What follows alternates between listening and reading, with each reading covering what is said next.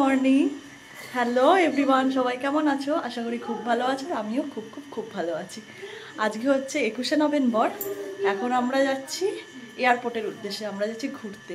তো তোমাদের যেতে যেতে বলবো কোথায় আমরা ঘুরতে যাচ্ছি। দেবাঞ্জন এখন রেডি হচ্ছে, আর বাবা রেডি হয়ে টোটো রাখতে গেছে, আর মাও প্রায় রেডি।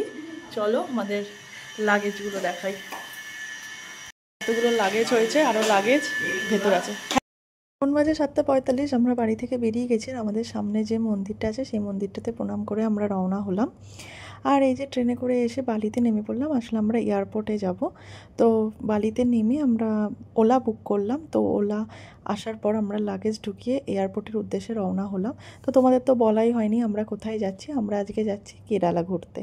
তো আমাদের কোচিতে যেতে হবে, কোচি এয়ারপোর্ট। তো তার জন্য আমরা ওলা করে দমদম এয়ারপোর্ট গেছিলাম। আর এই যে দক্ষিণেশ্বরের মন্দির, মাকে প্রণাম করে আমরা এয়ারপোর্টের দিকে রওনা হলাম। এয়ারপোর্ট পৌঁছে আমরা টিকিট নিয়ে তারপর সিকিউরিটি চেকিং করে আমরা গেলাম আমাদের গেট নাম্বার 101-এ।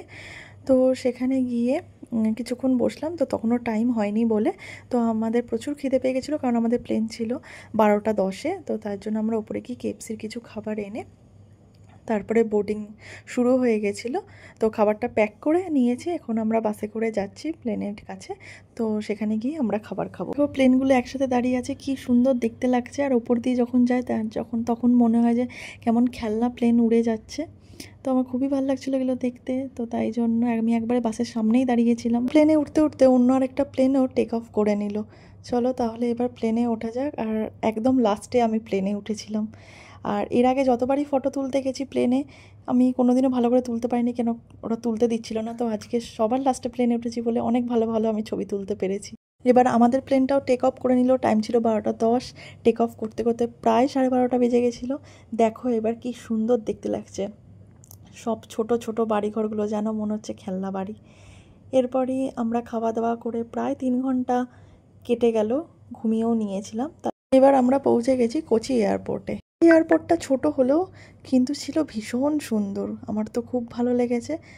আর এই যে আমরা নিচে যাচ্ছি, বেল নাম্বার দিয়েছিল আমাদের 2, তো ওখান থেকে ব্যাগ কালেক্ট করতে হবে। আর আমাদের ফ্লাইট ল্যান্ড করেছে প্রায় 3টের সময়। আর ব্যাগ নিতে নিতে এতটাই দেরি হচ্ছিল যে আমাদের ব্যাগই আমরা খুঁজে পাচ্ছিলাম না, আসছিল অনেক লেট করে, যে প্রায় 3:45 বেজে গেল। তো এখন আমরা বাইরে বেরিয়েছি। তো আমাদের গাড়ি দাঁড়িয়ে আছে পিলার নাম্বার 34-এ। তো আমরা সেখানেই গেছি। আর এই যে আমাদের গাড়ির ড্রাইভার দাদা চলেও এসেছে। তো এবার আমরা গাড়িতে উঠে পড়েছি। আমরা যাচ্ছি কোচির হোটেলের উদ্দেশ্যে। আমাদের কিন্তু ফ্লাইটটা অনেক আগে এগিয়ে এসেছে। আমাদের ফ্লাইট ছিল দমদম থেকে 1:40। তো সেই মতে আমরা কোচিতে পৌঁছাতাম সন্ধ্যে 6টার সময়। তো ওই জন্যই আমরা কোনো সাইট সিন করতে পারবো না বলে জাস্ট কোচিতে থাকার জন্য আমরা রুম নিয়েছিলাম। কিন্তু এত তাড়াতাড়ি পৌঁছে দিয়েছে যে চাইলেও আমরা যে সাইট সিন করতে পারবো না। বলতে বলতে আমরা হোটেলে পৌঁছেও গেলাম। আমাদের হোটেল হচ্ছে সারা। সব ফর্মালিটি করে রুমে ঢুকলাম। রুমে পৌঁছাতে পৌঁছাতে প্রায় 5টা বেজে গেছিলো। তখন এত খিদে পেয়ে গেছে যে মা আর বাবার সাথে গিয়ে চা আর একটু পপকর্ন খেয়েছিলাম।